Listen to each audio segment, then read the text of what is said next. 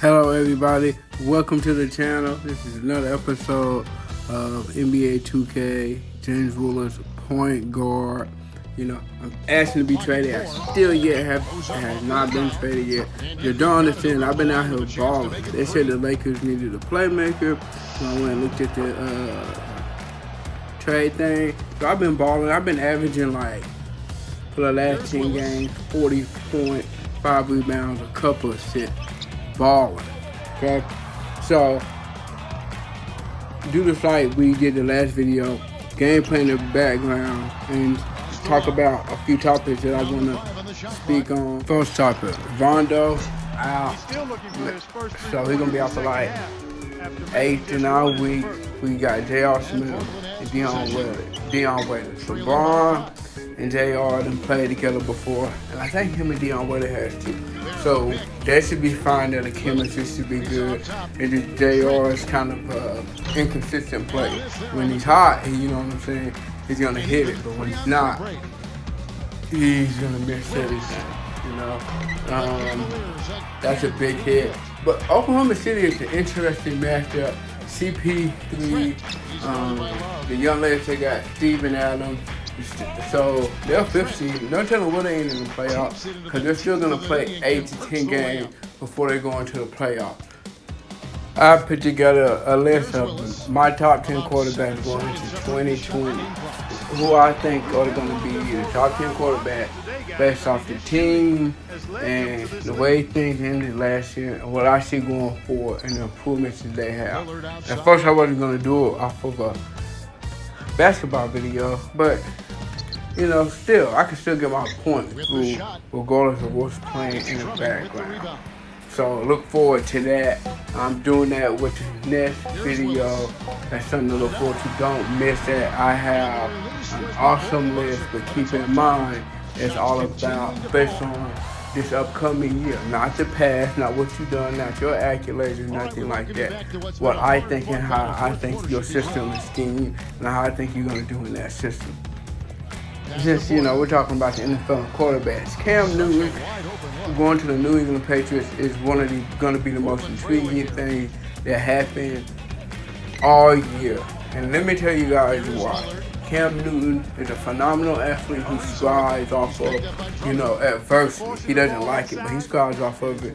He needs something to push him. And Bill Belichick is an excellent, mastermind when it comes to putting his players in the right position, kind of like playing chess. So let's just say you got the ultimate athlete, and then you got the, ultimate brain, and then you put them together. Because Bill Belichick can pick Cam in position where he can just go out there, be an athlete. And I'm not just talking about running, I'm talking about throwing the ball, being precise, having the time down pat. And I think that combination of Belichick and Cam together is going to help both of them in the long run. It was really a gift. All the teams that passed on Cam, it's crazy. And it got me over here thinking, what are the Cowboys going to do next year or the year after that? But that's not what we're talking about. We're going to continue to talk about Cam and what New England. I think they're going to be a contender. I definitely have them one of the best teams in the AFC already, just because the defense is going to be the same. The defense lost a few pieces, but they still got their core pieces on defense. And then the addition of Cam Newton, and they still got Julian Edelman, Keem Harry, Sony Michel. It's not like they don't have nobody. They still have a good, supporting cast and a good team. So they shouldn't be too far off. Who are some of the rookies you guys are looking forward to seeing coming into the NFL this year? The rookie I'm looking forward probably to see the most this year. I mean, obviously CeeDee Lamb, because I'm a Cowboys fan. I definitely want him to be one of the best rookies. But Joe Burrow, Tua, Justin Herbert, and Jordan Love. I really want to see how this pans out. I want to see the development and the maturation, and I want to see the difference between them and the league.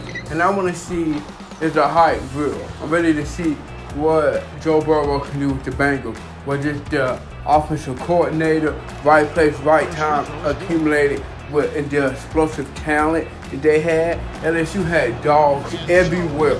The receiver core is stacked.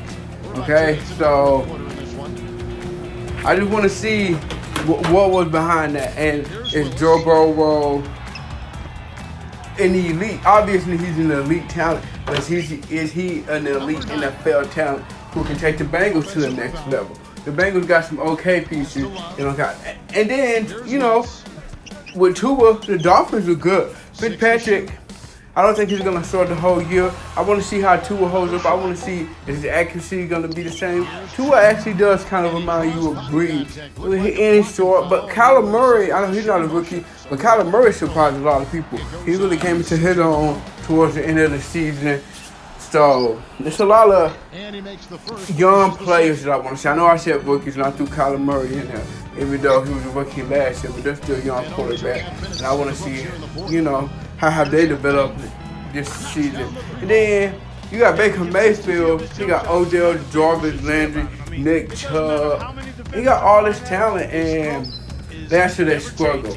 And now they got a new coach and everything. So really, you kind of see how that plays out, how Baker Mayfield handles it, how him, Odell, Jarvis, and Nick Chubb all get along. They got a really good receiver core, and they got a nice offense. So that's going to be interesting to watch.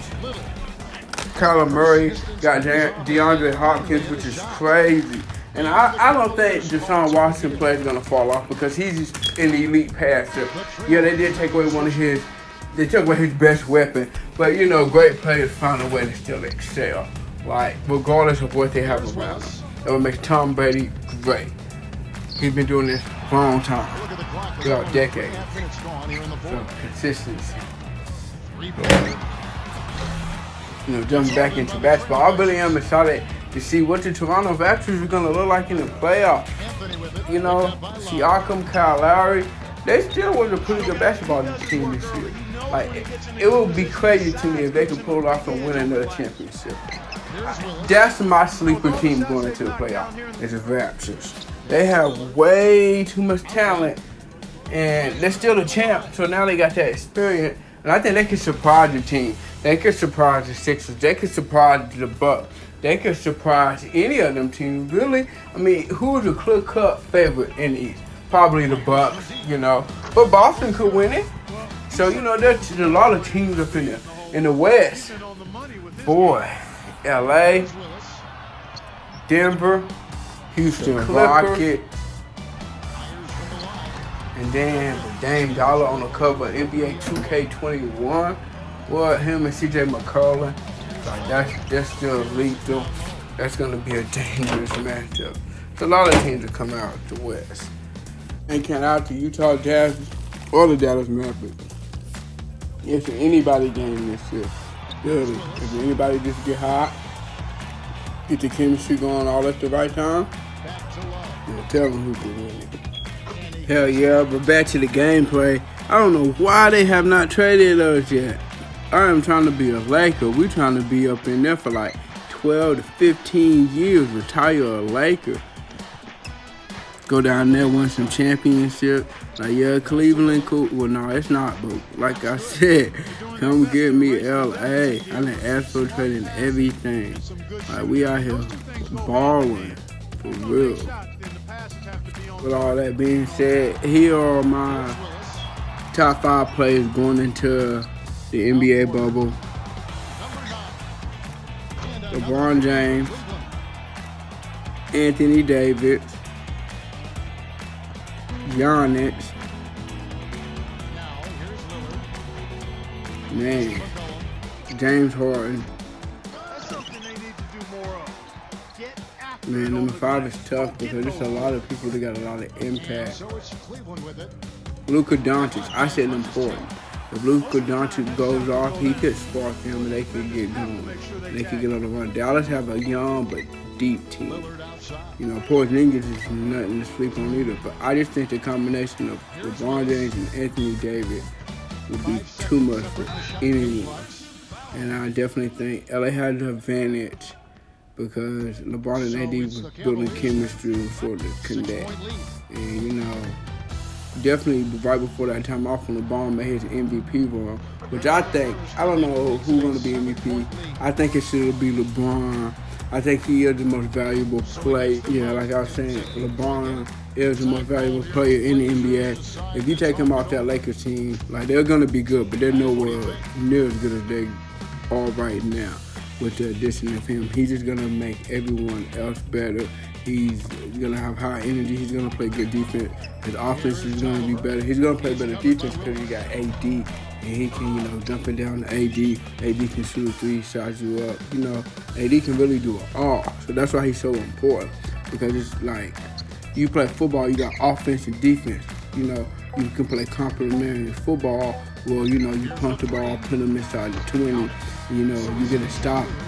You know, if they get to the 30, you get a stop or whatever, and then they got to punt it, and now you on the 50.